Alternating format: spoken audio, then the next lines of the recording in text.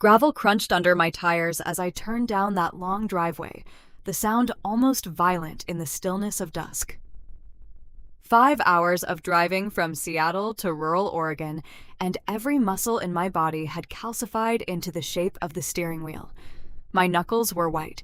I'd been gripping too hard since somewhere around mile marker 217, right about where the reality of what I'd done started to set in. $15,000. My last $15,000. The same amount Angela's funeral had cost 6 months earlier. The symmetry felt like some kind of cosmic joke. The universe's way of saying it had a sick sense of humor, and I was the punchline. Dusk was settling over the countryside, painting everything in shades of purple and gold. Pretty, if you cared about that sort of thing. I didn't. Pretty didn't pay bills. Pretty didn't give my 5-year-old daughter a roof that didn't leak, or a school district that wasn't duct-taped together with broken promises and meth scandals. The farmhouse came into view, weathered white paint peeling like sunburned skin, porch sagging on one side like a drunk leaning against a bar. Weeds had taken over what might have once been a lawn. 6 weeks ago, when I'd done my quick inspection, it had looked abandoned. Looked being the operative word. Because there was smoke rising from the chimney. My heart hammered against my ribs, that particular rhythm that meant adrenaline and panic were about to flood my system and make me do something stupid. The fight-or-flight response. My therapist used to call it back when I could afford therapy, back when Angela was alive, to drag me to appointments and tell me that talking about my feelings wasn't a sign of weakness. Is that it? Daddy Rachel's voice cut through my thoughts, bright with an excitement I didn't feel. Is that our house? I started to answer yes. Started to put on the brave face I'd been wearing for 6 months. The one that said everything was going to be okay, even when I was selling Angela's jewelry to buy groceries and lying to Rachel about why we were staying in another motel room instead of going home. But the words died in my throat. Someone was inside. Someone was living in the house I'd bought with money from selling everything Angela and I had built together. Her car, the furniture we'd picked out on our first anniversary, the antique lamp her grandmother had left her. All of it liquidated, converted into cash, funneled into this pile of rotting wood and broken dreams, because it was the only property within 200 miles I could afford. Stay in the truck, Rachel. The words came out sharper than I intended, edged with the kind of fear that makes you mean when you're trying to be protective. Rachel's face fell that particular expression kids get when they realize the adults are scared and therefore nothing is safe. Just for a minute. Okay, let me check something. I softened my voice, squeezed her hand. Her fingers were small and warm and sticky from the gas station candy I'd bought her 3 hours ago because I felt guilty about dragging her away from the only home she'd ever known. She nodded, wide-eyed, clutching that ratty stuffed rabbit she'd had since she was born, the one Angela had bought the day we found out we were pregnant. I stepped out of the truck. The evening air was cold against my face, carrying the smell of wood smoke, definitely coming from inside. My construction worker instincts kicked in that autopilot mode I'd developed over 15 years of restoration work. Assess the situation, identify the problems, come up with a plan. Problem. Someone was in my house. Problem I had no idea who or how many. Problem I had $847 left in my bank account and a 5-year-old daughter in the truck. The solutions weren't presenting themselves.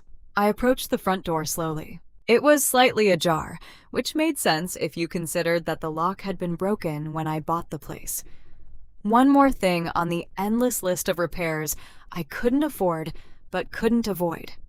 The hinges squeaked when I pushed it open, a horror movie sound that would have made Angela laugh and elbow me in the ribs. My breath caught. The main room had been swept clean. Not just clean, but cleaned with intention and care. The broken windows I'd noticed 6 weeks ago were covered with cardboard and plastic sheeting, sealed tight against the cold, with what looked like professional weatherproofing tape. Someone had cleared out years of accumulated debris, the mouse droppings and dead leaves and beer cans from whatever teenagers had been using this place as a party spot. and there was a fire crackling in the stone fireplace I'd assumed didn't work, had written off as decorative at best and hazardous at worst. Two young women stood frozen in the middle of the room, eyes wide with terror. They looked identical. Same blonde hair pulled back in ponytails, same dirt-smudged faces, same slight builds wrapped in layers of worn clothing. Twins. My brain cataloged details the way it always did on job sites, early 20s, maybe 5'4" scared, but trying not to show it. The defensive posture of people who'd been cornered before and knew how this went. Please. One of them stepped forward, hands raised in a gesture, somewhere between surrender and pleading. Please don't call the police. We'll leave right now. We just needed somewhere we didn't think anyone would. Who are you? The words came out harder than I felt. My mind was spinning, trying to reconcile what I was seeing with what I'd expected to find. These weren't vandals. Vandals didn't sweep floors and seal windows with the kind of precision I used on my own job sites. The other twin moved protectively in front of her sister, a mirror image shifting to block any potential threat. We're sorry. We thought this place was abandoned. We've only been here for a few weeks. We haven't damaged anything. I swear to you, we'll pack up and go. Just please, don't call the cops. I looked around the room more carefully. The floor had been swept recently enough that I could see the wood grain through decades of accumulated grime. Those windows weren't just covered, they were sealed properly. The kind of job that required understanding how heat loss worked and where drafts came from. The fireplace wasn't just working, it was clean, the kind of clean that meant someone had taken time to make sure it was safe, that it wouldn't pump carbon monoxide into the room or catch the whole structure on fire. How did you even know about this house? The first twin, the one who'd spoken, wrapped her arms around herself. She looked young, maybe early 20s, scared young, the kind of scared that went bone deep. We used to live in Millbrook, about 10 miles from here. Everyone knew this place had been empty for years. We didn't think anyone would. Her voice cracked. We didn't know someone bought it.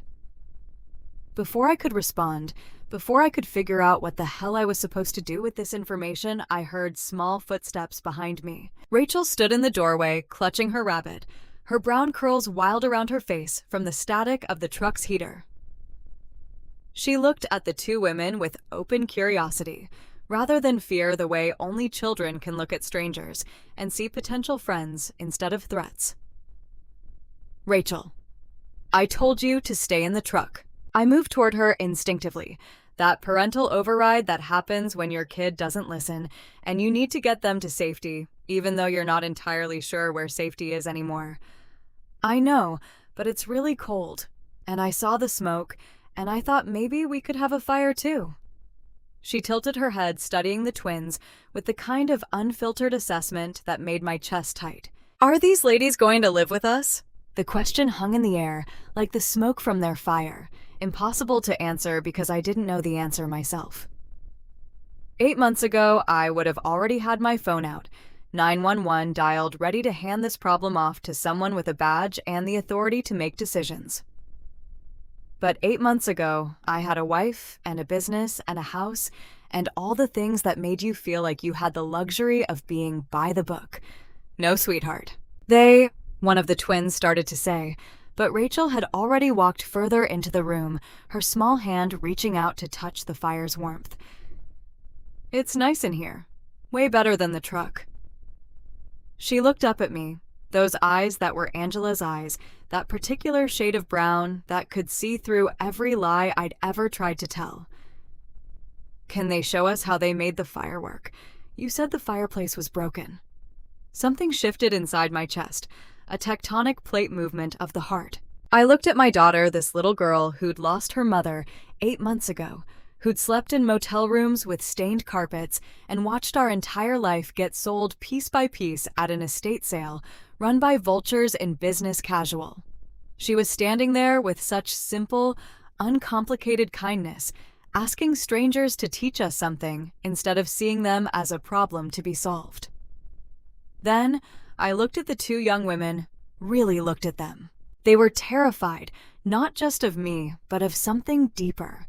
I recognized it because I'd seen it in my own mirror for months in the bathroom of our foreclosed house, the morning the bank finally changed the locks in the rearview mirror during that 5-hour drive. The kind of fear that comes from having nowhere to go and no one to turn to, from being one bad day away from complete collapse. "Sit down." The words came out quietly, surprising even me. The twins exchanged glances, some wordless communication passing between them. "Please, just sit. Let's figure this out." 20 minutes later, we were all sitting around the fire. Rachel had curled up against my side, fighting sleep but determined to stay awake for whatever happened next. The twins sat across from us, perched on the edge of an old crate, like they might need to run at any moment, like trust was a luxury they couldn't quite afford yet. "I'm Kate. This is my sister Becca. We're twins." She said it with a small smile, like maybe humor could deflect some of the tension. "Obviously." Rachel murmured it sleepily, and despite everything, Kate's smile widened. "I'm Christopher. This is Rachel." I paused, trying to figure out how to ask the question that mattered without sounding like I was interrogating them. "Tell me how you ended up here." The twins looked at each other again, in that way twins do, having entire conversations without speaking. Then Becca started talking, her voice steady, but her hands clasped tight in her lap. "We grew up in Millbrook, just the three of us, me, Kate, and our mom. Our dad left when we were babies, so Mom raised us alone. She worked 2 jobs most of our lives." Kate picked up the thread. "We both got scholarships to Oregon State. Full rides. Agricultural science for me, business for Becca." Mom was so proud. Her voice dropped on the last word, and I knew what was coming before she said it, because I'd heard that particular tone in my own voice enough times. "We graduated last June. Everything was perfect. We had job offers, plans. Then in August, Mom had an accident at work. Machine malfunction at the processing plant where she worked nights. Something about a safety guard that wasn't maintained properly." I felt Rachel's weight grow heavier against me as she drifted toward sleep. I shifted her gently, listening. "She survived," Becca continued, "but her spine was damaged. She couldn't work anymore." Kate's voice was quieter now. "We came home to take care of her. Turned down the job offers. We thought it would be temporary, that she'd heal, that the company's insurance would cover it." She laughed, but there was no humor in it, just the bitter recognition of how naive hope can make you. The company fought the claim, blamed her for the accident, said she violated safety protocol. Meanwhile, Mom's medical bills kept piling up. Becca's voice cracked. "We worked 3 jobs between us. Kate was at the feed store helping with harvest work. I waitressed and did bookkeeping for local businesses, but it wasn't enough. Mom's condition got worse in October." Kate wiped her eyes quickly. "Infection complications. She spent a week in the ICU. She died October 23rd. The fire crackled in the silence that followed. I knew that silence. Had lived in it for 8 months, that particular quiet that comes after you say the words out loud, after you make someone else carry the weight of your loss for a moment. "I'm sorry." The words felt inadequate. The same words people had said to me at Angela's funeral, words that meant well, but couldn't fill the hole. Kate wiped her eyes again. "The medical debt was over $80,000. The collectors came after everything. Our mom's house, our car, anything with value. We tried to fight it, but we didn't understand the legal system. We didn't have money for lawyers. By December, we had nothing left. We were sleeping in our car." Becca's voice was flat now, reciting facts like they belonged to someone else. "Then the car broke down, and we couldn't afford to fix it. Someone at the diner mentioned this farmhouse, said it had been abandoned for years. We thought maybe just for a few weeks, until we could save enough for first and last month's rent somewhere. But everywhere requires an address, references, proof of employment. Hard to get any of that when you're homeless." I looked at them. These 2 young women who'd done everything right, who'd earned scholarships and graduated college and tried to care for their mother, only to have everything ripped away through no fault of their own. I knew that story, was living a version of it. "How old are you?" 24. They said it in unison, and something about that synchronized response made my throat tight. Rachel had fallen fully asleep now, her breathing soft and even against my ribs. I looked down at her peaceful face, then back at the twins. I thought about the motel room where we'd spent those awful weeks, about the shame of foreclosure, about the morning I'd sold Angela's jewelry just to buy groceries, about the desperate clawing feeling of having nowhere to turn and no one who understood. These girls had lost their mother. I'd lost my wife. They'd lost their home. So had I. They were trying to rebuild from nothing. So was I. How long have you been here? 3 weeks. Kate said it quickly, like getting it out fast would make it less damning. We've been really careful. We haven't damaged anything. We clean every day.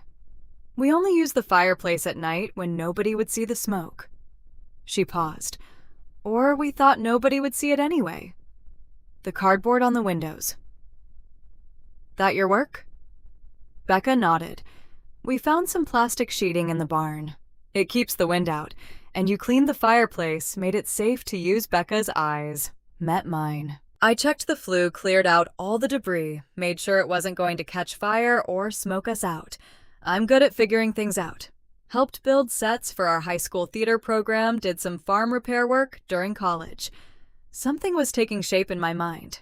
It was probably crazy, definitely wasn't practical, but neither was buying an abandoned farmhouse with your last $15,000. Neither was driving 5 hours with a kindergartner to start over in a place where you knew exactly 0 people. Neither was any of the decisions I'd made in the past 8 months. This place needs a lot of work. I said it slowly, feeling my way through the thought. The roof leaks in places, the plumbing is shot. Half the electrical needs to be rewired. The floors need sanding and refinishing. It's going to take months to make it actually livable. The twins nodded, confused about where I was going with this. I'm a contractor? Or I was. I owned a restoration company in Seattle. Lost it 8 months ago along with everything else. That's why I bought this place. It was all I could afford. A chance to start over with Rachel. I took a breath, felt it catch in my chest. Here's what I'm thinking. I need help fixing this place up. I can't pay much, barely anything at first. But if you help me with the work, you can stay. We'll figure out sleeping arrangements. Get the utilities turned on properly. Make it work. You learn construction skills, I get labor, Rachel gets. I glanced down at my daughter, asleep in my arms. She gets people around besides just me. The silence stretched. Kate's mouth opened, but no sound came out. Are you serious? Becca's voice was barely a whisper.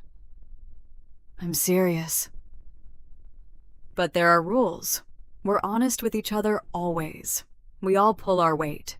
And we figure this out together as we go? Deal. Kate's eyes filled with tears. Why would you do this? You don't know us. I thought about that question. About the phone call from the hospital, about signing the foreclosure papers, about the motel manager's pitying look when I paid for another week with crumpled bills and quarters.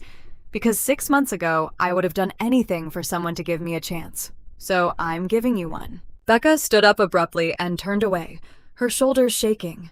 Kate moved to her sister's side, and I heard Becca's quiet sobs, the kind that come from holding too much in for too long, and finally having permission to break. Thank you. Kate's voice was thick with emotion. Thank you. I nodded, adjusting Rachel in my arms. Get some sleep. Tomorrow we start figuring out what this place needs. It's going to be a lot of work. We're not afraid of work. Kate said it firmly, and I believed her. Good. Neither am I. That first night, I couldn't sleep. Rachel was curled up in the truck cab, wrapped in every blanket and jacket I owned, breathing easy in the way only children can when they trust the adults to keep them safe. Kate and Becca were inside, presumably asleep on whatever makeshift bedding they'd cobbled together. I sat on the porch steps, staring at nothing, my mind racing. What the hell had I just done? Let 2 strangers move in with me and my daughter. Offered them room and board in exchange for labor, like this was some kind of 19th century homesteading situation, instead of 21st century Oregon. Made promises I had no idea if I could keep. Angela's voice in my head, that particular tone she used when I was about to do something impulsive. Chris, you always leap before you look. She was right. Always had been. I was the one who bought the fixer-upper house we couldn't afford because I could see the potential. Who started the restoration company with money we didn't have because I believed in the vision? Who proposed after 6 months because I knew she was it, no point in waiting? And look where that got you, the darker voice in my head whispered. Broke, widowed, living in your truck with your kid. I pushed the thought away. That kind of thinking led nowhere good, just to spiral down into the place where I couldn't get out of bed in the morning, where Rachel's questions went unanswered because I was too busy drowning. The door creaked behind me. Kate stood there wrapped in a thin jacket that wasn't warm enough for November. Can't sleep either. Seemed rude to sleep when you're out here freezing. I'm fine. You're shivering. She sat down beside me anyway, leaving a careful distance between us. Do you think they'd be ashamed of us? The question came out of nowhere. Who your wife? Our mom. I thought about that. About Angela, who'd been practical and organized and always had a plan. Who would have researched this situation, made spreadsheets, consulted experts. Who definitely wouldn't have made a snap decision to let homeless strangers stay in an abandoned farmhouse. I think they'd understand that survival isn't pretty. Kate nodded slowly. Mom used to say that doing the right thing and doing the easy thing were rarely the same thing. She worked herself to death so Becca and I could have better. And we ended up here anyway. Her voice broke on the last word. Your mom gave you education strength. That doesn't disappear just because she's gone. I wasn't sure I believed it, but it seemed like the right thing to say. Tell me about your wife, if you want to. So I did. Told her about Angela, who made terrible jokes, but laughed at them so hard, you couldn't help but laugh too. Who was terrified of how much she loved Rachel, used to wake me up in the middle of the night just to check that our daughter was still breathing. Who had an aneurysm in our bathroom while I was downstairs watching television, who was dead before the paramedics even arrived. I couldn't save her. The words came out raw. There was nothing to save. It just happened, and one minute I had a wife, and the next I was planning a funeral. Kate didn't say anything, just sat there in the cold beside a stranger who was spilling his guts at 2 a.m. Our mom's accident was preventable. She finally spoke. The company knew that safety guard was faulty.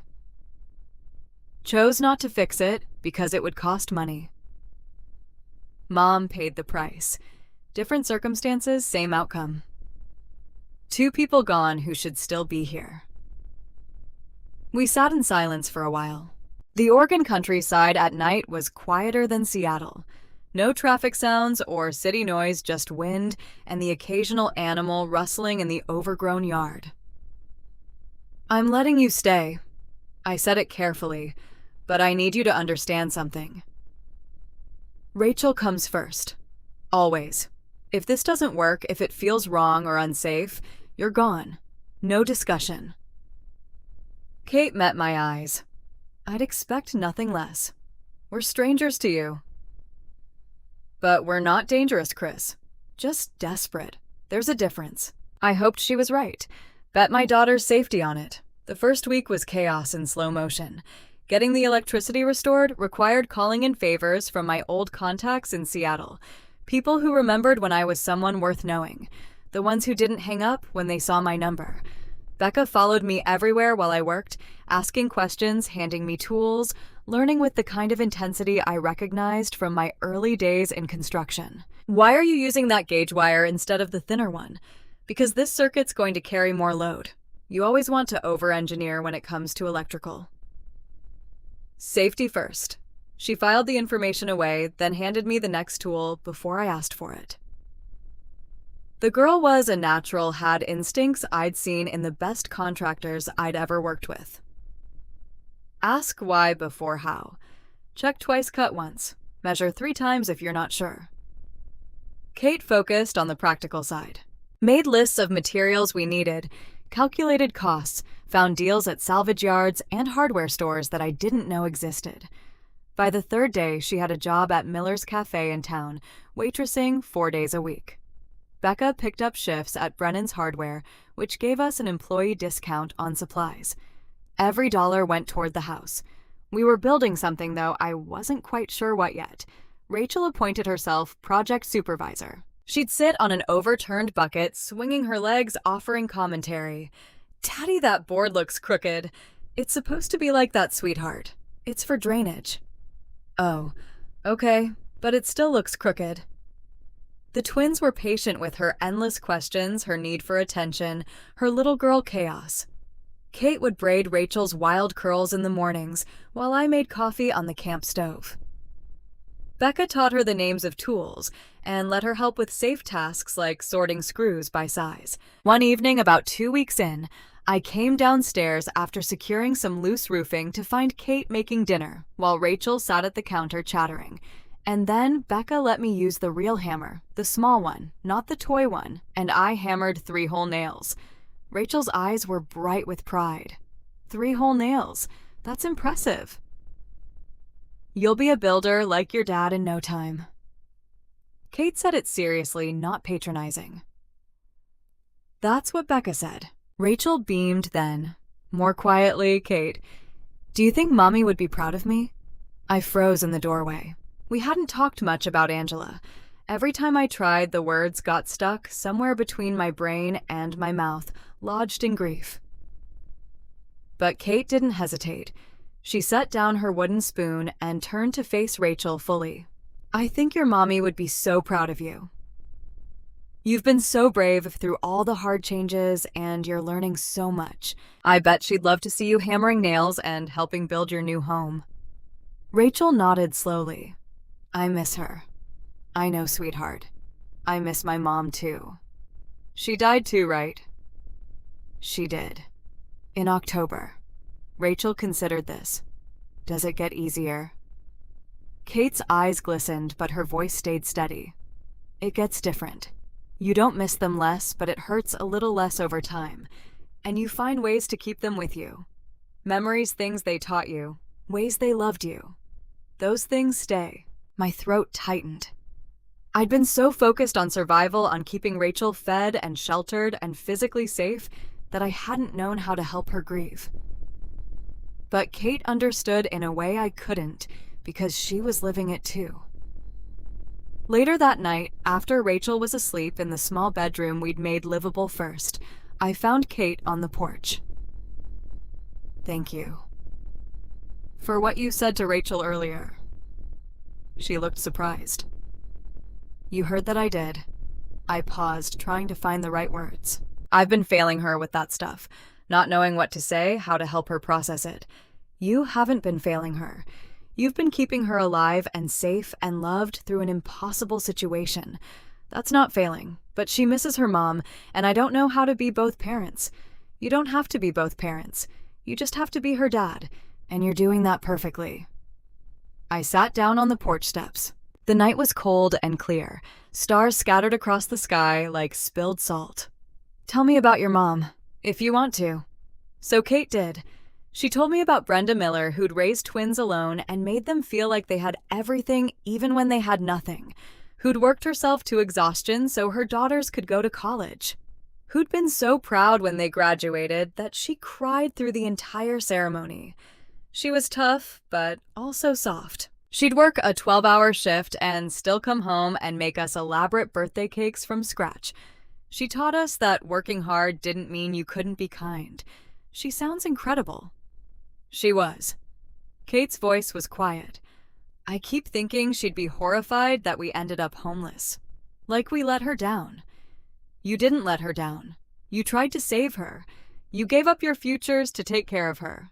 That's love, not failure. We sat in comfortable silence for a while, and I realized this was the first time since Angela died that I'd sat with another adult and felt something other than alone. 3 weeks into our strange arrangement, I woke up to the smell of actual breakfast. Not camp stove coffee and granola bars, but pancakes. Becca had somehow made pancakes on our makeshift kitchen setup. Rachel was already awake, sitting at the counter, watching Becca flip them with professional precision. Becca used to work at a diner. She knows all the tricks. Rachel said it like she was sharing classified information. First rule of pancakes, never flip them twice. Wait for the bubbles, then commit. Becca demonstrated, and the pancake landed perfectly. Kate came in from outside, shivering. Shower's working, actual hot water. She looked at me like I'd performed a miracle. Don't get too excited. It's temperamental. You've got about 7 minutes before it goes ice cold. I'll take 7 minutes of hot water over none. She disappeared upstairs, and I heard her whoop of joy when the water hit. We'd gotten the basics functional. Electricity, minimal plumbing, 3 bedrooms that didn't leak when it rained. It wasn't much, but it was more than we'd had a month ago. That night, we sat around the fire, actual dishes instead of paper plates, because Kate had found a set at the thrift store. Rachel was half asleep against my side, full of pancakes, and the kind of contentment that comes from having a routine again. You know what I just realized? Kate said it suddenly. 4 weeks ago, Becca and I were sleeping in our car, terrified about where we'd end up. Now, look at us. We have a home. We have work we're good at. We have... She paused, emotional. We have a family again. Becca raised her water glass. To second chances and abandoned farmhouses. And to people who see strangers and offer help instead of judgment. Kate looked at me. Rachel held up her juice box solemnly. And to strawberries. Becca said we can grow them in the spring. We all laughed, and I felt something warm spread through my chest. Not happiness exactly. I wasn't sure I was ready for that word yet. But something close. Something like hope, or at least the possibility of hope. Spring might come after all. March came in cold and wet. The kind of Oregon spring that makes you question whether winter ever actually ends or just disguises itself in different shades of gray. We'd been living in the farmhouse for 3 months, and the place was starting to look less like a disaster zone and more like something that might one day qualify as habitable. Becca stood in the backyard, hands on her hips, surveying the chaos of overgrown weeds and bushes that had reclaimed what might have once been cultivated land. Her eyes had that particular gleam. I'd learned to recognize the one that meant she was about to propose something that would add to our already overwhelming list of projects. You know what this space needs. I waited wrench in hand halfway through replacing a section of corroded pipe. A garden? I raised an eyebrow. We're barely keeping up with the house repairs. I know, but hear me out. My degree is in agricultural science. I could design a vegetable garden. Nothing fancy, just basics. Tomatoes, lettuce, herbs. It would save us money on groceries. She gave me a look that was part practical and part something else. Something that understood we were all walking around with holes in us that manual labor couldn't quite fill. And gardening is therapeutic. We could all use more therapeutic. Rachel appeared from around the corner, mud on her jeans from helping Kate patch the foundation. Can we grow strawberries? I really like strawberries. Becca knelt down to Rachel's level. We can definitely grow strawberries. The soil here is actually perfect for them. So we spent that Saturday clearing weeds and preparing beds. Becca explained soil composition and drainage, while we worked her voice taking on a different quality when she talked about growing things. This was her element, the thing she'd studied for 4 years before everything fell apart. Kate took notes in that precise handwriting of hers, planning out what we'd plant, and when turning Becca's expertise into actionable lists, the way she did with everything. I found myself watching them work. The way Becca's face lit up when she talked about nitrogen cycles and companion planting. The way Kate made even manual labor feel structured and achievable, breaking overwhelming tasks into manageable steps. The way Rachel absorbed everything like a sponge, asking questions that showed she was actually listening, not just making noise. Daddy, look! Rachel held up a worm, not disgusted, but fascinated. Becca says worms are good for gardens because they make the dirt better. That's right. Worms are helpful. Everything's helpful if you put it in the right place. Becca said it casually, but her eyes met mine over Rachel's head, and I understood we weren't just talking about worms anymore. That night, exhausted and dirt-covered, we ordered pizza. A rare splurge, but Kate had gotten her first full paycheck from the cafe and insisted on treating us. We sat on the porch as the sun set, grease-stained paper plates balanced on our knees. You know what I just realized? Kate's voice was quiet, almost wondering. 3 months ago, Becca and I were sleeping in our car, terrified about where we'd end up. Now, look at us. We have a home. We have work we're good at. We have... She stopped her throat working. We have a family again. Becca raised her pizza slice. To second chances and abandoned farmhouses, and to people who see strangers and offer help instead of judgment. Kate was looking at me when she said it. Rachel held up her juice box with exaggerated seriousness. And to strawberries. The laughter that followed felt like something breaking open inside my chest. Not painful exactly, but profound. Some kind of shift I couldn't name yet. By April, my reputation in the construction world was cautiously rebuilding. Word travels in small towns, and apparently the story of the widower who bought the Hayes place and was fixing it up with help from 2 homeless girls had made the rounds. People were curious, which meant they were paying attention, which meant they were willing to give me a chance. The first real job came from Donald Ramirez, who owned the old Masonic building on Main Street. Historic structure needed careful restoration work, the kind of project I used to specialize in back when I had a company and employees and insurance. I need someone who understands how to work with original materials, not just slap drywall over everything and call it done. He walked around the building with me pointing out water damage and foundation issues. But I'll be honest, Hayes, I'm taking a risk on you. Word is you're good, but word also is you lost everything and might be desperate enough to cut corners. I won't cut corners. That's not how I work. Prove it. And I hear you've got some girl helping you who's never done professional restoration. Becca. She's a fast learner, has good instincts. She better. Any mistakes come out of your cut. The job was worth $12,000, enough to cover 3 months of expenses if we were careful. I brought Becca with me the first day, and she impressed Ramirez within an hour by catching a problem with the foundation that I'd missed a hairline crack that would have caused serious issues if we'd built over it. She's got an eye. Ramirez admitted it grudgingly. Most people don't see what isn't obvious. We worked that job through Becca, learning techniques I'd spent 15 years mastering. She asked questions constantly, but smart ones, the kind that showed she was thinking 3 steps ahead instead of just following instructions. By the time we finished, Ramirez had already recommended us to 2 other property owners. End of May, I made Becca an official partner. Not equal split, not yet, but 20% of the profits from jobs she worked with the potential to increase as she gained more experience. She cried when I told her, "You don't have to do this. You've already done so much for us. I'm not doing it for you. I'm doing it because you're talented, and I'd be stupid not to recognize that. This is business. You've earned it." Kate's situation was evolving too. The catering had started almost by accident, her making extra food and selling it at the farmer's market on Saturdays. Someone hired her to cater a small party in late April, then another in May, then a monthly book club that wanted her to handle all their meetings. By mid-June, she was seriously considering making it a full business. I'd need a proper kitchen, though. She was reviewing her finances one evening, spread out at our salvaged dining table. The farmhouse kitchen is great for us, but if I'm going to scale up, I need commercial space.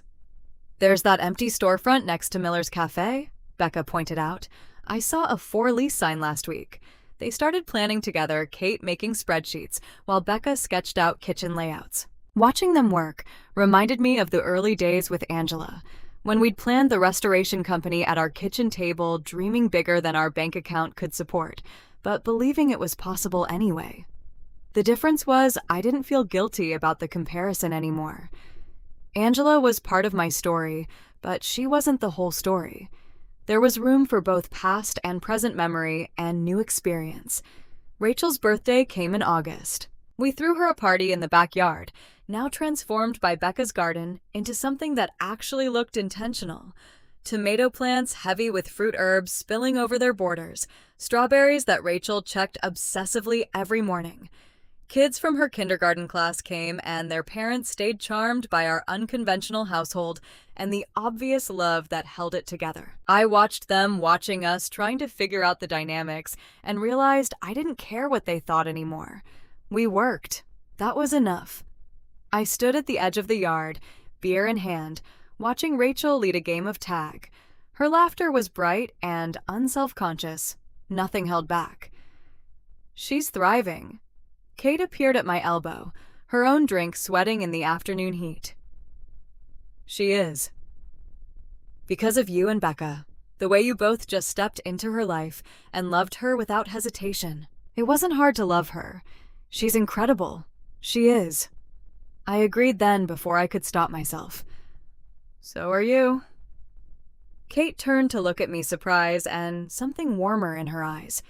My face heated in a way that had nothing to do with the August sun.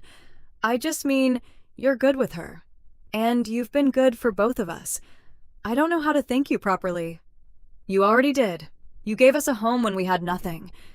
You can't outthank that Chris. We stood there, sounds of children playing, and summer insects buzzing around us, and something unspoken hung in the air between us. Something I wasn't ready to name, wasn't sure I was allowed to feel. One of Rachel's friends called for more lemonade, and the moment passed. But it stayed with me, that awareness of Kate as more than just my daughter's caregiver or my business partner's sister. As someone whose presence had become essential in ways I hadn't noticed accumulating. Later that night, after all the guests had left, and Rachel had crashed hard from sugar and excitement, I found Becca sitting on the porch. Need some company. Always. She patted the step beside her. We sat in comfortable silence for a moment, the kind that had become natural over 6 months of living in close quarters. You should tell her. Becca said it without preamble. My stomach dropped. Tell who? What, Kate? That you have feelings for her? She smiled at my panicked expression. Don't look so terrified. I'm not mad about it. I'm not... Please, I'm her twin. I notice everything. She turned to face me directly, and for what it's worth, she feels the same way. The hope in my voice was embarrassing, even to my own ears. She does. She does, but she's too scared to say anything because she doesn't want to mess this up. What we have here, this household, this family, it means everything to her. To both of us. She'd rather swallow her feelings than risk losing this. What if acting on it does mess things up? What if it makes things better? Becca's voice was gentle but firm. Chris, you gave us our lives back. You didn't have to do that. You could have easily called the cops that first night. You saw 2 desperate people and decided to help instead of punish. That says everything about who you are. I was desperate too. I recognized it. Exactly. You understood what we needed because you needed the same thing, and we've built something real here. Something good. She paused. Don't you think you deserve to have something good for yourself too? I thought about Angela. About the guilt I still carried the way I still looked at her picture some mornings and felt like I was betraying her by getting out of bed and continuing to exist. About whether it was too soon or if there even was a right time for these things. I don't know if I'm ready. That's fair. But maybe ask yourself, will you ever feel completely ready? Or is there always going to be some reason to wait? Becca stood up, stretched. Just think about it. And for what it's worth, Angela sounds like she was amazing. But I don't think amazing people want the people they loved to be alone forever. She went inside, leaving me with my thoughts and the Oregon night, and a question I wasn't sure how to answer. September brought a shift in seasons and routines. Rachel started first grade taking the bus with a backpack bigger than she was and a determination to make friends with everyone. Kate signed the lease on the commercial kitchen space, spending weekends cleaning and setting up, while Becca and I helped install proper ventilation and storage. And I noticed Kate. Really noticed her in ways I'd been avoiding for months. The way she hummed while cooking off-key but happy. The way she organized chaos into something manageable, whether it was Rachel's homework or a catering event or our household finances. The way she existed in my space without demanding anything, just being present and solid and there. It terrified me. One evening in late September, Kenneth showed up at the house. He was a teacher at Rachel's school, had been helping her with a reading project, and Becca had invited him to stay for dinner. I'd met him once before briefly, but this was different. This was intentional. He was patient and kind, laughed at Becca's terrible puns, and looked at her the way I was starting to realize I looked at Kate when I thought no one was paying attention. After dinner, while Kate and Becca cleaned up and Rachel showed Kenneth her room, I found myself alone with my thoughts on the back porch. "You look like you're trying to solve differential equations in your head." Kate appeared beside me, drying her hands on a dish towel. "Just thinking." About the truth slipped out before I could stop it. "You?" Kate went still. "Me." I turned to face her, committed now. "I've been trying not to think about you, trying to keep everything professional and appropriate and not mess up what we've built here, but I'm failing spectacularly at it." "Chris, I like you, Kate. More than I should, more than I plan to, more than I know what to do with." The words tumbled out faster now. "And I know it's complicated because of Angela, and I know we live together, which makes everything weird. And I know Rachel's involved, so the stakes are impossibly high, but I can't keep pretending I don't feel this." She was quiet for a long moment, and I felt my heart hammering against my ribs. "I feel it too." Her voice was soft. "Have for months. But I was scared to say anything, because this household, this family, it's too important to risk. What if we don't have to risk it? What if we just see what happens? What if it doesn't work? What if we try this and it falls apart, and then Rachel loses you both? What if it does work?" I echoed Becca's words back to her. "What if we're so busy being scared of what could go wrong that we miss what could go right?" Kate looked at me, really looked searching for something. "I'm not her Chris. I'm not Angela. I can't be. I don't want you to be her. I want you to be you." That's what scares me, actually, because I loved Angela completely, and now I'm feeling something completely different for you, and I didn't think that was possible. The heart's bigger than we give it credit for. Kate's voice was steady now. "My mom used to say that love doesn't run out. It just expands to fill whatever space we give it." I reached out, took her hand. Her fingers were warm, slightly damp from the dishwater. "So what do we do?" "We take it slow. We see what this is. We keep being honest with each other and with Rachel and with Becca." Kate squeezed my hand, and we stopped being so scared of being happy. Inside, Rachel's laughter rang out at something Kenneth had said. Through the window, I could see Becca's face light up that particular joy of someone falling in love and not fighting it. Maybe they were braver than we were. Or maybe they just hadn't learned yet how much losing someone could hurt. But Kate was right. We couldn't live our whole lives afraid of loss. At some point, you had to choose living over surviving, even knowing it could all end tomorrow. October brought Kate and Becca's first anniversary of their mother's death. I'd been dreading it, not sure how to help or what to say, but when the day came, they wanted to visit Brenda's grave. We went together, all four of us, bringing flowers and standing in quiet acknowledgement of the woman we'd never met, but who'd shaped everything. Kate and Becca told stories, their voices soft but warm. Brenda's terrible singing that she inflicted on them anyway. Her policy of celebrating half-birthdays. Her insistence that you couldn't fail if you tried, only if you quit. She'd be proud of you both. I meant it. Both of you built something real from nothing. That's not luck. That's work. She'd be proud of you too." Kate leaned against me, a gesture that felt natural now. You gave her daughters a home when they had none. The drive back was quiet, but not sad. Rachel fell asleep in the back seat, and Kate's hand found mine on the console, and I thought about how grief didn't end, but it did transform. From sharp and cutting to dull and bearable, from overwhelming to manageable, from defining to simply being part of the landscape. By November, we'd made a decision. The farmhouse had served its purpose, but winter was coming, and the heating situation was marginal at best. We started looking at real houses in Millbrook places with proper insulation and working furnaces and enough bedrooms for everyone. We found one in mid-November, 4 bedrooms, updated kitchen garage for my tools backyard for Becca's next garden. Nothing fancy but solid. Safe. Warm. "Are you sure about this?" Becca asked as we toured it for the second time. Leaving the farmhouse. "We're not leaving it behind. We're moving forward from it," Kate added. "We could keep it. Use it for something."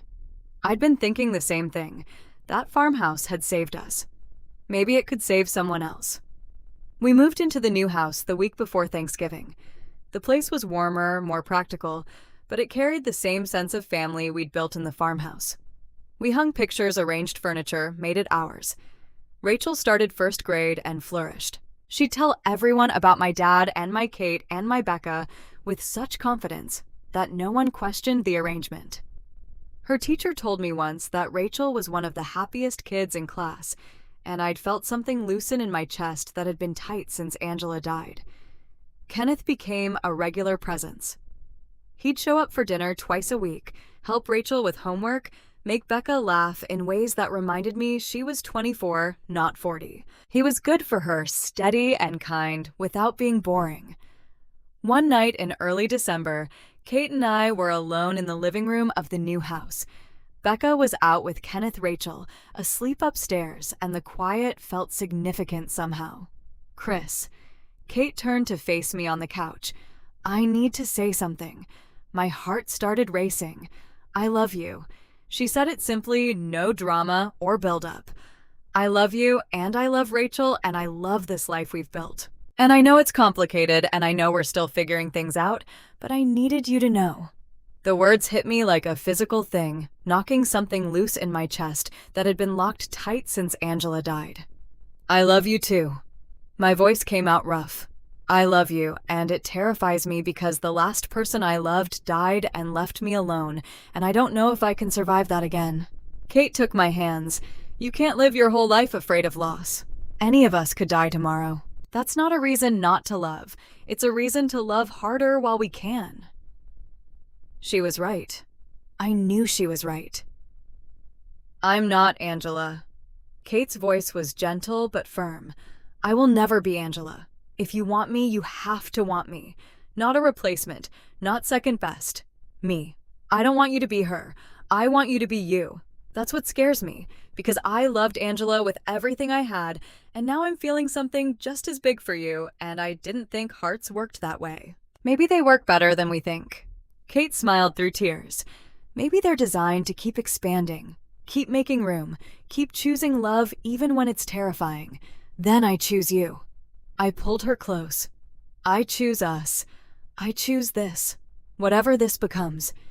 She kissed me, and it tasted like tears and hope and the future I'd stopped believing in after Angela died. When we pulled apart, Kate was smiling. "This doesn't solve everything, you know." "I know. And it doesn't mean it'll be easy. I know that too. But it's real. Yeah, it's real." Rachel appeared at the top of the stairs, sleepy and confused. "Are you guys okay?" I heard talking. "We're perfect, sweetheart. Go back to bed." She studied us for a moment with those two perceptive eyes. "You're together now, right? Like, together. Kate and I looked at each other, caught. "Yeah, baby. We're together. Good. I was waiting for you guys to figure it out." She turned and walked back to her room, leaving us staring after her. How long has she known? Kate asked. Probably since before we did. Kids are smarter than we give them credit for. We sat there for a while longer, holding each other, listening to the house settle around us. Outside, the Oregon winter pressed against the windows, but inside, it was warm. Inside, we were building something that might actually last. And for the first time in 18 months, I let myself believe in it. January 2025 arrived with freezing rain and the kind of gray skies that made you wonder if the sun was a myth Oregon residents told ourselves to get through winter. We'd been in the new house for 2 months, and the routines had settled into something that felt almost normal. Almost because nothing about our situation was normal by conventional standards. A widowed contractor, his 6-year-old daughter, and 2 formerly homeless twins who'd gone from squatters to family in the span of a year. Normal people didn't live like this, but normal people also didn't understand that sometimes families weren't born, they were built. Rachel had other ideas about our timeline. "Why aren't you married yet?" She asked it over breakfast, staring at me with those eyes that saw through every excuse I'd ever tried to make. "It's complicated, sweetheart. Love isn't complicated. Grown-ups make it complicated." She said it with the absolute certainty of someone who hadn't yet learned that the world was full of complications. Kate was at the stove, her back to us, but I saw her shoulders tense. We'd been officially together for 2 months, living together for longer than that if you counted the farmhouse, and we'd carefully avoided the question of what came next. "Rachel, there's more to marriage than just loving someone." Kate turned around, her voice gentle. "Like what?" "Like making sure it's the right time and that everyone's ready. When will you be ready?" Rachel's question hung in the air, and I realized she was asking both of us. That night, after Rachel was in bed, Kate found me in the garage. I was organizing tools, a mindless task I did when my brain needed to work through something. "She's not wrong, you know." Kate leaned against the workbench. "About what?" "About us making it more complicated than it needs to be." I set down the wrench I'd been pretending to examine. "I don't have a ring. Can't afford one yet. Not the kind you deserve." "Don't need one." Kate moved closer. "I can't promise perfect. I still have bad days where I wake up and forget Angela's gone, then remember all over again. Days where Rachel does something and I wish so badly her mother was here to see it." "I know.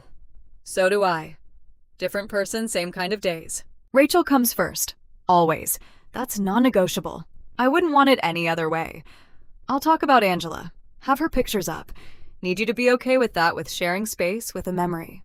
Kate took my hand, stilling their nervous movement. "I'm marrying both of you. Who you were with her and who you are now. All of it. The grief doesn't scare me, Chris. What scares me is the idea of not trying." "Then, will you marry me?" The words came out less like a question and more like a confession. Not because it's romantic or because that's what people expect, because I can't imagine doing life without you, and I'm tired of being scared of what that means. Kate's smile was small but real. "Yes. For all the unromantic, real messy reasons. Yes." We got married at the town hall on a Tuesday in March. Not because Tuesdays held any special significance, but because that was the day the court clerk had an opening, and waiting felt like giving fear time to talk us out of it. Becca was maid of honor, wearing a dress she'd borrowed from Kate's boss at the cafe. Kenneth stood as my best man. He'd become a fixture in our lives over the past months, steady and kind, the kind of man who showed up when he said he would. Rachel took her role as flower girl with intense seriousness, practicing her walk at home until she had it perfect. The morning of, I had a panic attack in the bathroom of the town hall. My hands shook so badly I couldn't tie my tie. My chest felt like someone had parked a truck on it. Sweat ran down my back, despite the March cold, seeping through the old building's windows.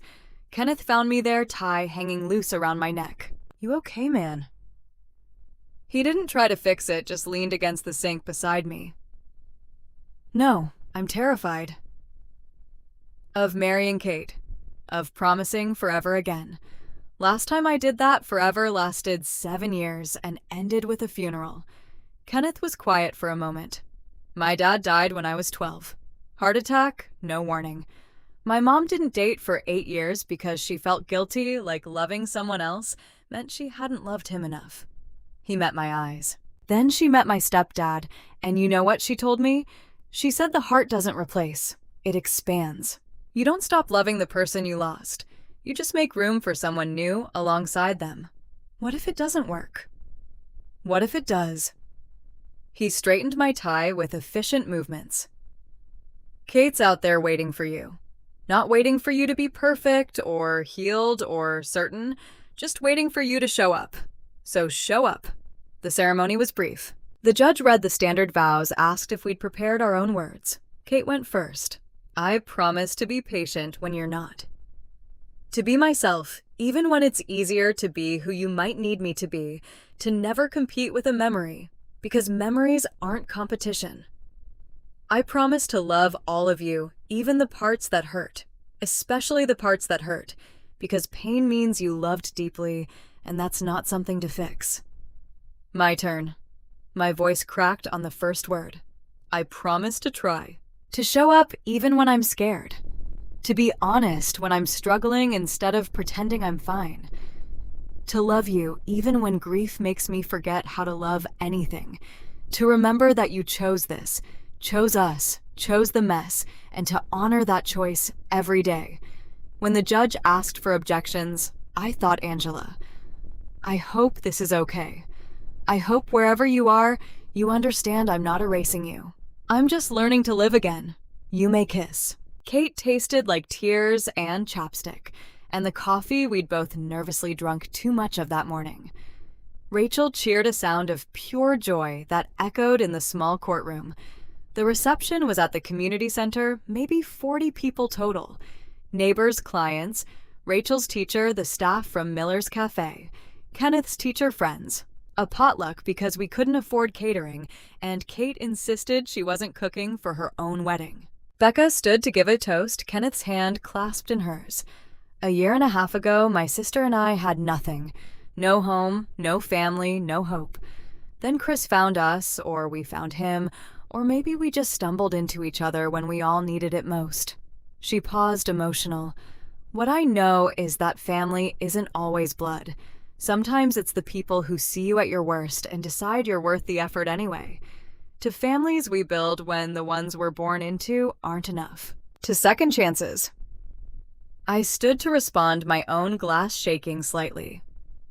A year ago, I bought an abandoned house with my last dollar. Found 2 strangers inside.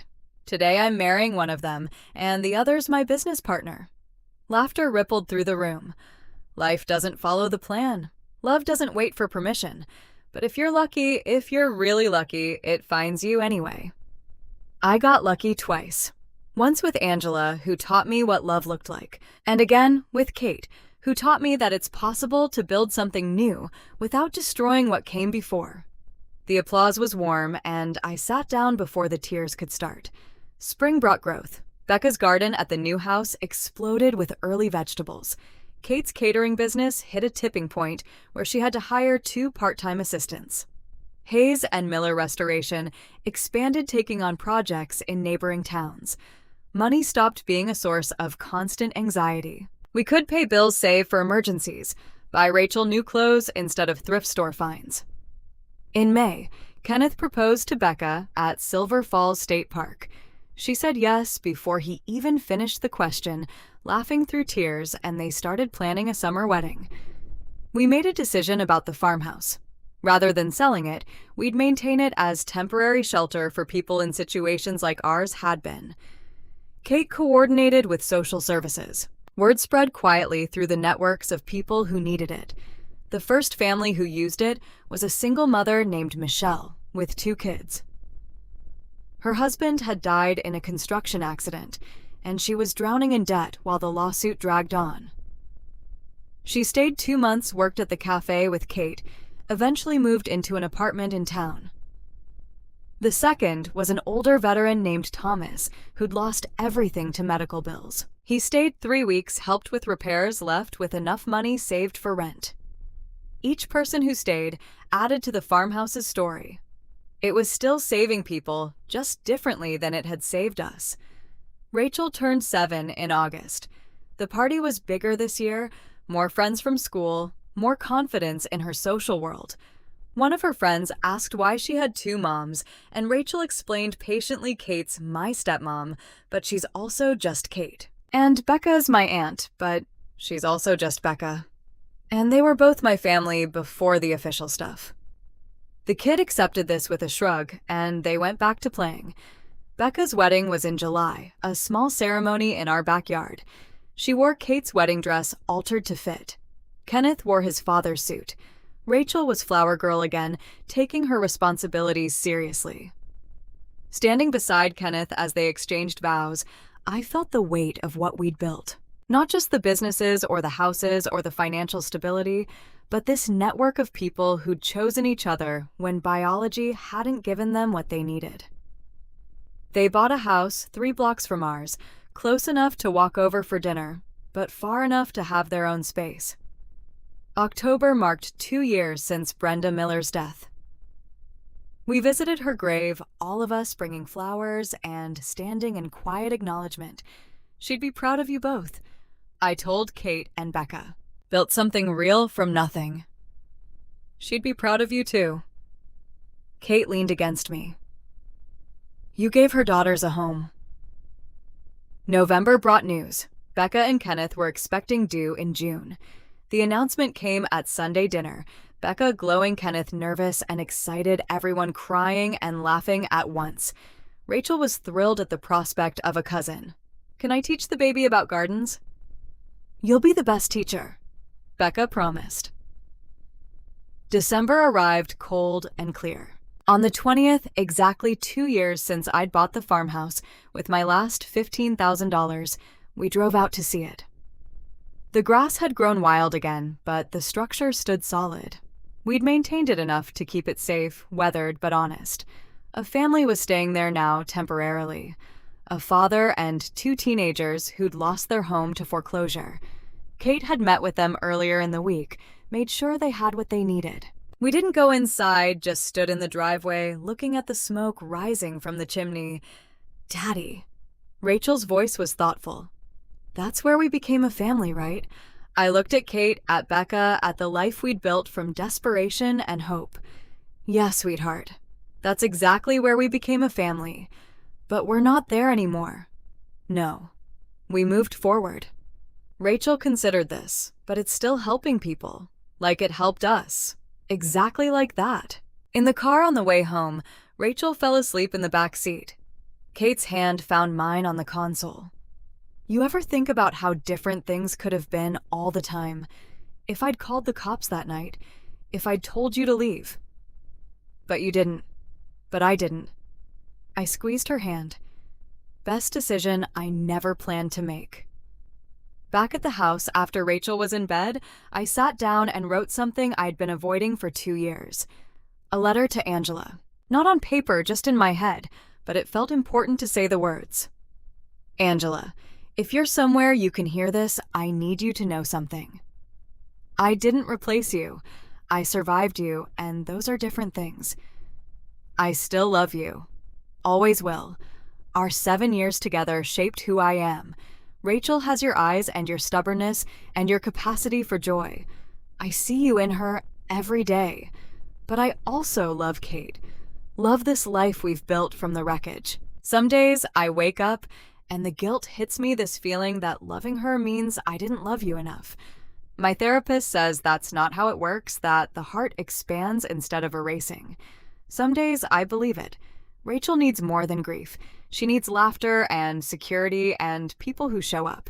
Kate gives her that. Becca gives her that. They give me that too. Would you be angry? Understanding. I'll never know, and that might be the hardest part. But I have to believe you'd want Rachel happy. Want me not just surviving, but living. So I'm choosing this. Choosing Kate.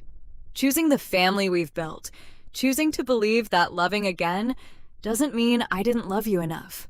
It means I loved you so well that I remember what love is supposed to feel like. Thank you for 7 years. Thank you for Rachel. Thank you for teaching me that love is worth the risk. I'm using that lesson now in ways you probably didn't intend. I hope you'd understand. But even if you wouldn't, I'm doing this anyway because the living have to keep living. Kate found me on the couch, lost in thought. Where'd you go? Back to Angela for a minute. Needed to talk to her.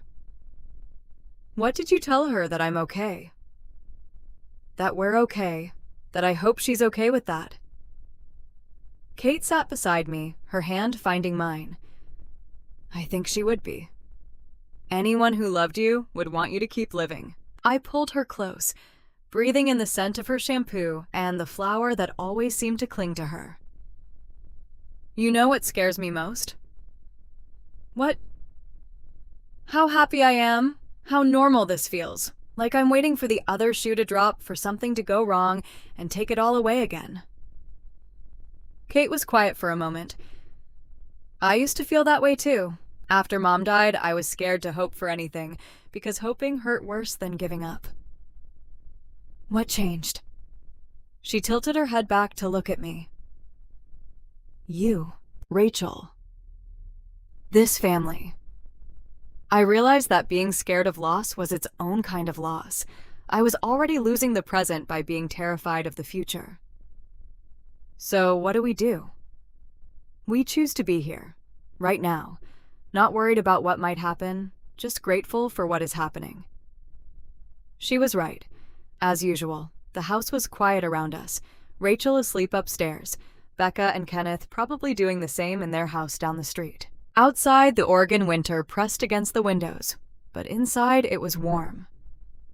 This is it. Isn't it? I said quietly. What do you mean?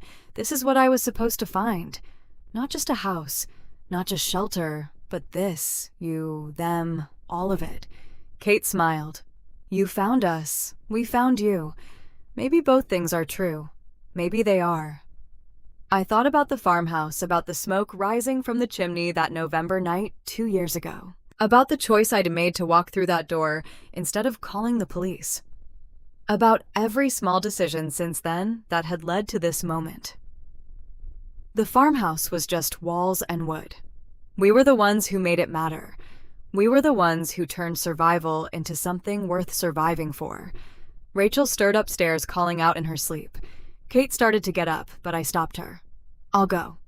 I climbed the stairs, found Rachel tangled in her blankets, half awake. You okay, sweetheart? Bad dream. About the old motel. We're not there anymore, baby. We're home. We're safe. Promise, promise. She settled back down, her breathing evening out almost immediately. I stood there for a moment, watching her sleep, this little girl who'd lost her mother, but gained a family who'd survived loss and kept her heart open anyway. When I came back downstairs, Kate was still on the couch waiting. She, okay, just needed to know we're not going anywhere. We're not. Kate's voice was certain. This is it, Chris. This is our life. Not perfect, not always easy, but ours. I sat back down beside her, pulled her close. I used to think second chances were about getting back what you lost. But that's not it, is it? No. It's about building something new with what you have left. It's about saying yes when you could say no. It's about walking through doors, even when you're scared of what's on the other side. Outside, snow started to fall, rare for Oregon, but beautiful. We watched it through the window, two people who'd found each other in an abandoned farmhouse and decided to build something that mattered. The farmhouse had given us shelter. We'd given each other everything else. And maybe that's what family really was. Not the building that housed you, but the people who chose to stay. Not the plan you made, but the life you built when the plan fell apart. Not replacing what you lost, but making room for what you found. Kate's head rested on my shoulder, her breathing slow and even. Rachel slept upstairs. Becca and Kenneth were building their own future down the street. The farmhouse stood empty again, waiting for the next family who needed it. We'd started with nothing but desperation and an abandoned house. We'd built this, a family, a business, a life worth living. It wasn't the life I'd planned. It was better. Because it was real, and it was ours, and it was enough. More than enough. It was everything. The GPS said I'd arrived, but all I could see was an overgrown driveway leading to what looked like an abandoned farmhouse. My hands were shaking on the steering wheel, and in the back seat, Emma and Jordan had finally stopped asking questions, exhausted from 3 days of sleeping in the car. This is it. Emma's voice was small, scared in the way 8-year-olds get when they sense their mother doesn't have answers. The lady at the cafe said it was safe, that people stay here when they need help. My voice came out steadier than I felt. Fake confidence, the kind I'd been performing for 6 months since the accident that killed David and destroyed everything we'd built. It doesn't look safe. It looks like a horror movie. Jordan was 12, old enough to recognize when adults were lying about how bad things were. Let's just look. If it's not okay, we'll figure something else out. Except there was no something else. We'd been turned away from 3 shelters already all full, all with waiting lists months long. My sister wouldn't return my calls. David's parents blamed me for the accident somehow, as if I'd been the one driving the crane that malfunctioned, as if I could have prevented the cable snapping and the load falling, and my husband dying instantly on a construction site that violated every safety code. The lawyer said the lawsuit would take years. The debt collectors said they wanted their money now. David's life insurance had been canceled 3 months before he died because we'd missed premium payments while paying for Jordan's appendectomy. So here we were, 3 days in my Honda Civic, $347 in my checking account, and the address of an abandoned farmhouse that some woman named Kate had given me, along with a cup of coffee and a look that said she understood. I pulled up to the house. It was weathered but solid smoke rising from the chimney, even though it was only April. Someone was here. Stay in the car. I'd said those words before, knew they wouldn't listen. Emma was already unbuckling. The front door opened before I could knock. A man stood there, maybe mid-30s, work clothes, and kind eyes. Behind him, a woman with blonde hair pulled back and a little girl peering around their legs. "You must be Michelle," Kate called ahead. His voice was warm, not the suspicious tone I'd expected. "I'm Chris. This is my wife, Kate, and this is Rachel. Come on in. It's cold out. I don't want charity." The words came out harder than I meant, but I was so tired of being pitied. "Good. This isn't charity. It's a place to stay while you get back on your feet. You'll help maintain it, keep it clean, work on whatever needs fixing. Think of it as a temporary arrangement that benefits both of us." Kate stepped forward. "I manage the logistics. Chris handles the property maintenance. The farmhouse isn't ours exactly. It's more like we're caretakers for people who need it." "Why?" The question felt important. Nothing came free. There was always a catch. Chris and Kate exchanged a look, some wordless communication. Because 2 years ago, my sister and I were living in our car. Chris found us squatting in this farmhouse. Instead of calling the cops, he let us stay. Changed our lives. The blonde woman spoke from inside, appearing in the doorway. "I'm Becca, Kate's sister." What Kate's too modest to say is that Chris was desperate too. He'd lost everything, bought this place with his last dollar, needed help fixing it up. They helped each other. That's how it works. Emma tugged on my sleeve. "Mom, I have to pee." Kate smiled. "Come on, sweetie. I'll show you where the bathroom is." She led Emma inside, and I felt the last of my resistance crumble. What choice did I have? Jordan and I followed them in. The farmhouse was basic but clean. A fire crackled in the fireplace. The main room had been swept, the broken windows properly sealed, mismatched furniture that looked comfortable rather than decorative. "There are 2 bedrooms upstairs," Chris explained. "We've set up beds, basic linens. Kitchenworks bathroom has hot water most of the time. Heat's temperamental, but functional." Rachel, the little girl, studied Jordan with open curiosity. "Are you staying?" "We had another family here last month. They had a dog. Maybe for a little while." Jordan's voice was cautious. "Do you like dogs?" Mom said we can't get one until we have a real house again. I like dogs fine. I have stuffed dogs. Want to see? Before Jordan could answer, Rachel was pulling him toward the stairs. He looked back at me, uncertain, and I nodded. Let him be a kid for 5 minutes. God knew he'd been forced to grow up fast enough. Kate came back downstairs with Emma, who looked relieved and less scared. The bathroom's pink. I like pink. My daughter finding joy in a pink bathroom. The small things we took for granted until we lost them. How long can we stay? I asked Chris directly. Up to 3 months. Most people don't need that long. Average is about 6 weeks. Time enough to save first and last month's rent somewhere, find steady work, get stabilized. What's the catch? He smiled, not offended. No drugs, no illegal activity, no damaging the property. You keep it clean, help with basic maintenance, and when you leave it better than you found it. That's the deal. That's it. Becca added.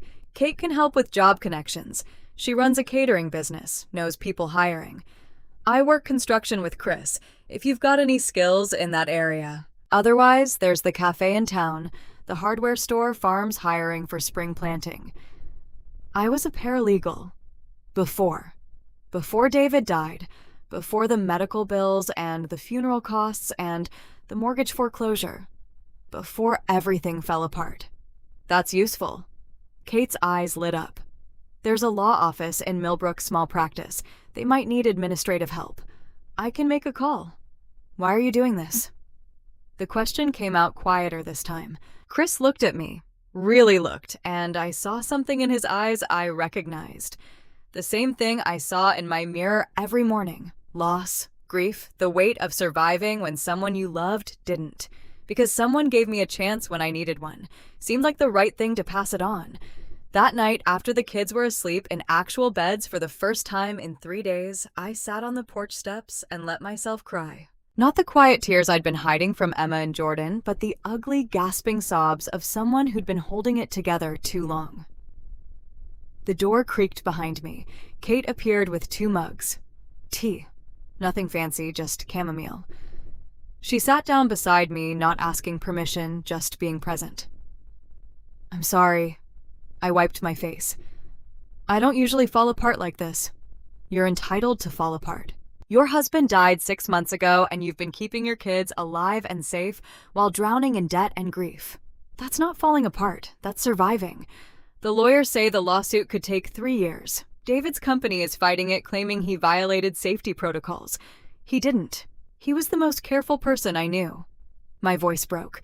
They killed him with their negligence, and now they're trying to destroy his memory to avoid paying. Kate was quiet for a moment. Our mom died the same way. Processing plant faulty equipment company blamed her. We lost everything fighting it. Did you win? No. But we survived. That's its own kind of winning. I sipped the tea, let the warmth settle into my chest.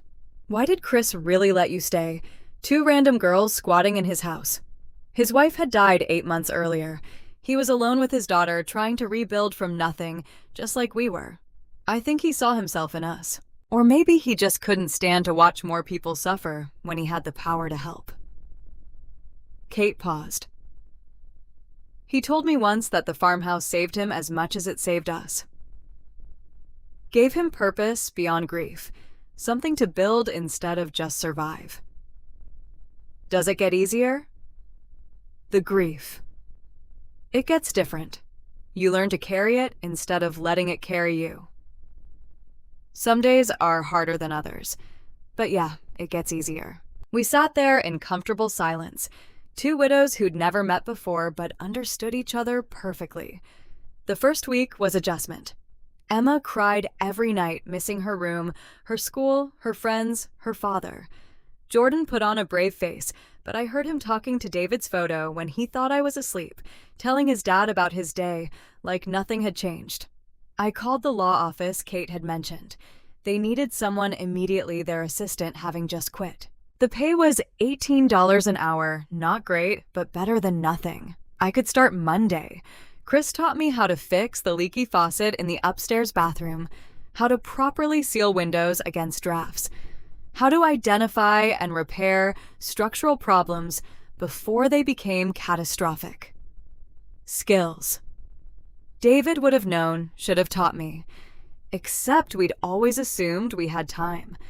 Rachel adopted Emma immediately, showing her the garden out back where strawberries were starting to grow. Jordan was harder to reach, but Chris was patient, inviting him to help with repairs without pushing, letting him choose to participate. One afternoon in the second week, I found Jordan and Chris working on replacing rotted boards on the porch. You measure twice, cut once. That's the rule. Chris handed Jordan the measuring tape. Jordan measured carefully, marked the board, measured again. Why twice? Because wood's expensive and mistakes are permanent. Better to spend the extra 30 seconds making sure than waste the board. My dad used to say that. About everything. Measure twice. Think twice. Speak twice if you have to, but never rush. Chris nodded. Your dad sounds like he was smart. He was. Jordan's voice cracked. Everyone says it was his fault that he wasn't paying attention, but that's not true. He was always careful, always following the rules. I know. I read about the accident. That company has violations going back 5 years. Your dad wasn't the first person hurt on their watch, just the one who didn't survive. Jordan looked up, tears streaming down his face. Why do people keep saying it was his fault then? Because it's easier to blame the dead than hold the powerful accountable. Doesn't make it true. Chris sat down beside Jordan on the porch steps. My wife died almost 2 years ago. Aneurysm, completely random. But I spent months thinking if I'd just noticed something done, something different, maybe I could have saved her. Took a long time to understand that some things aren't preventable. They just are. Does it stop hurting? No. But it stops being the only thing you feel. Right now, grief is taking up all the space. Eventually, you make room for other things too. Good memories, new experiences. It doesn't mean you forget, just means you keep living. Jordan wiped his eyes. Can I keep helping? With the boards. Yeah, let's get this porch fixed. By week 3, we'd settled into routines. I worked at the law office 40 hours a week, came home to the farmhouse, helped Emma with homework while Jordan did repairs with Chris. Kate brought leftover catering food twice a week, refusing payment, saying it would just go to waste otherwise. Becca stopped by one Saturday with seeds and soil. Thought Emma might want to plant something. Rachel said she likes pink, so I brought cosmos. They'll bloom in a few months. Emma's face lit up in a way I hadn't seen since David died. Really, I can plant my own flowers. Your own garden bed. Right next to Rachel's strawberries. They spent the afternoon digging and planting dirt under their fingernails' laughter in the spring air. I watched from the porch, and Kate appeared beside me. She's going to be okay. They both are. How do you know? Because they have you. And you're not giving up. That matters more than you think. Some days I want to. I admitted it quietly. Want to just stop trying. Let the debt collectors have whatever they want. Let David's parents take the kids, like they keep threatening, just disappear. But you don't. That's what counts. Not the wanting to quit. The choosing to keep going. Week 5. Jordan came to me with a request. Chris says I could work with him this summer. Learn construction, make some money. Would that be okay? You're 12. I'll be 13 in July. And we need the money. I know we do. I hear you crying at night about the bills.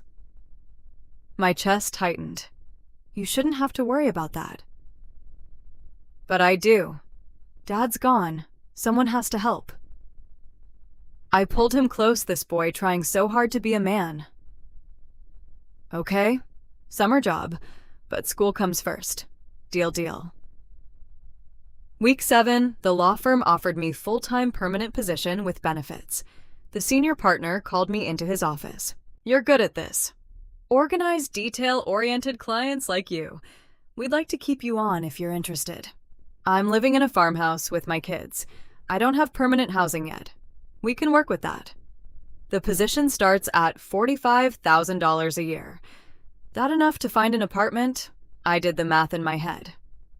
First and last month's rent, security deposit basics. Yeah, that was enough. Yes, thank you. You earned it. That night I told the kids. Emma cheered. Jordan smiled, really smiled for the first time since David died. Does this mean we can get a dog? Emma asked hopefully. Let's get the apartment first. Then maybe. I found a 2-bedroom in Millbrook. Nothing fancy, but clean and affordable. We could move in mid-June. 8 weeks in the farmhouse and we were on our feet again. Our last night there, Chris and Kate and Becca came over with Rachel. We had pizza on the porch, the kids running around the yard in the twilight. Thank you, I told Chris, for everything. You saved us. You saved yourselves. We just gave you a place to do it. Why this place, though? Why keep the farmhouse going? Chris looked out at the yard at the kids playing. Because it saved me first. When I bought this place, I was broke and broken and desperate. Found Kate and Becca squatting here, made a choice to help instead of judge. That choice changed my life. Figured the farmhouse should keep doing that for others. What if someone damages it? Takes advantage. Kate shrugged. Then we fix it and try again. Most people don't. Most people are like, you just need a hand to grab while they find their footing. Becca added, the people who need it most are the ones who'll respect it. You can't fake that kind of desperation. You either know it or you don't. I'll pay it forward. Somehow. When I'm stable, I'll find a way to help someone else. Chris smiled. That's all we ask. Not money, not gratitude. Just that you remember what it felt like to need help, and you give it when you can. We moved into the apartment on a Saturday. The kids each had their own room for the first time in months. We had a kitchen and a bathroom that wasn't pink, and neighbors who weren't dealing with their own crises. But that first night, Emma came into my room. I miss the farmhouse. Is that weird, no baby? It's not weird. Rachel was nice, and the strawberries, and how quiet it was. We can visit. Kate said we're always welcome. Jordan appeared in the doorway. Can I still work with Chris this summer if you want to? I want to. He's teaching me stuff Dad would have taught me. My throat tightened. Yeah, he is. We lay there, the three of us, in my bed like we used to when they were little, and I thought about the farmhouse, about Chris and Kate, and the choice they'd made 2 years ago to help instead of judge, and how that choice rippled outward, touching us, changing us, saving us. 3 months later, I got a call from Kate. We have a family at the farmhouse. Single dad, 2 kids, just lost everything to medical debt. He's struggling, needs help with childcare while he works. You mentioned Emma likes kids. I can help. What do they need? Just someone who understands. Someone who's been there. So I went back to the farmhouse with Emma and Jordan. Met the dad whose eyes had that same hollow look mine had carried. His kids were scared and sad and trying so hard to be brave. Emma showed the daughter the cosmos that had bloomed pink and bright. Jordan helped the son fix a broken shelf. I sat with the dad and told him the truth. It gets better. Not easier, not the same, but better. You'll survive this. How do you know? Because I did. And someone told me the same thing when I needed to hear it. That night driving home, Emma asked, are we paying it forward now? Yeah, baby. I think we are. Jordan was quiet in the back seat, then Dad would be proud. That we're helping people. He would be. He definitely would be. A year after we'd left the farmhouse, I got a promotion at the law firm. We moved into a 3-bedroom house with a yard. Emma got her dog a rescue named Daisy, who slept at the foot of her bed. Jordan worked construction with Chris every summer, saving for college learning skills his father would have taught him. I still visited the farmhouse once a month, bringing groceries or helping with repairs, or just being there for whoever needed it. Each family was different, but the story was always the same. Lost desperation, the slow climb back to stable ground. Chris and Kate's second child was born in December, a boy they named David. When Kate told me the name, I cried. After your husband, he deserves to be remembered. You didn't have to do that. We wanted to. He was a good man who died because of someone else's negligence. That matters. The farmhouse kept saving people. A veteran with PTSD, a woman fleeing domestic violence with 3 kids, a couple who'd lost their business in a fire. Each one stayed healed left and paid it forward in their own way. And I understood finally what Chris had meant about the farmhouse saving him. It wasn't the building, it was the choice to help. The choice to see suffering and respond with compassion instead of judgment. The choice to believe that people were worth saving. David was gone. That would never stop being true, never stop hurting. But his death had led us to the farmhouse, which had led us to Chris and Kate, which had led us to rebuild, which led me to help others rebuild. Not a straight line, not a happy ending that erased the tragedy. Just a messy, complicated ripple effect of people choosing to be kind when they could have chosen otherwise. The farmhouse stood weathered but solid smoke rising from its chimney, waiting for the next family who needed it. And I knew with absolute certainty that I'd be there when they arrived, because someone had been there for me, and now it was my turn to be there for someone else. That's what Chris had given us. Not just shelter, not just time, but the understanding that survival was a team sport, that we were all connected in our brokenness, and that the only way through was together. The farmhouse was just walls. We were the magic, all of us. Every family who passed through, every person who chose help over judgment, every small act of kindness that rippled outward into something bigger. David would have loved that, would have understood it in a way most people didn't. That the best memorials weren't marble and stone, but living, breathing, ongoing acts of compassion. So I kept showing up, kept helping, kept paying forward the grace that had been given to me when I needed it most. And the farmhouse kept standing, kept offering shelter, kept saving people. One family at a time, one choice at a time, one act of kindness at a time. That was enough. More than enough. It was everything.